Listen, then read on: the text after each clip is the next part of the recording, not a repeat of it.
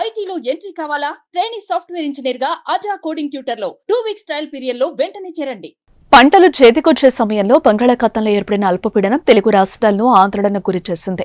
నైరుతితో పాటు దానికి ఆనుకుని ఉన్న పశ్చిమ మధ్య బంగాళాఖాతంలో అల్పపీడనం కేంద్రీకృతమైన బలహీనపడింది.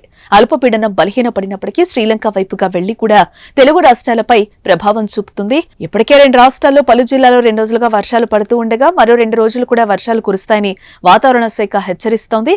15, 16 తేదీల్లో ఈ జిల్లాలో తేలికపాటి నుంచి మోస్తరు వర్షాలు పడతాయని తెలిపింది. ఏపీలోని కృష్ణా, గుంటూరు, బాపట్ల, ప్రకాశం, నెల్లూరు, అనంతపురం, సత్యసాయి జిల్లా, తిరుపతి జిల్లాల్లో మోస్తరు వానలు, అల్లూరి, కోనసీమ, పశ్చిమ గోదావరి, ఏలూరు, పల్నాడు, నెల్లూరు, కర్నూలు, నంద్యాల, వైఎస్సార్, అన్నమయ్య, చిత్తూరు జిల్లాలో సాధారణ వర్షాలు పడతాయని వాతావరణ శాఖ అధికారులు హెచ్చరించారు. చిత్తూరు జిల్లాలో 3 రోజులుగా తేలికపాటి నుంచి బలమైన వర్షాలు కురుస్తున్నాయి.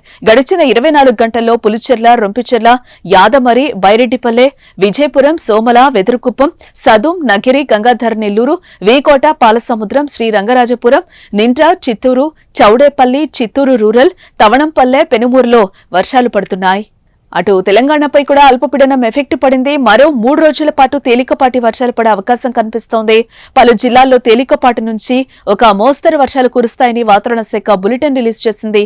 అదేవిధంగా రాష్ట్రంలో పగటిపూట వాతావరణం పొడిగా ఉంటుందని, సాయంత్రానికి చల్లబడి పలు చోట్ల వర్షాలు కురిసే అవకాశం ఉందంటున్నారు.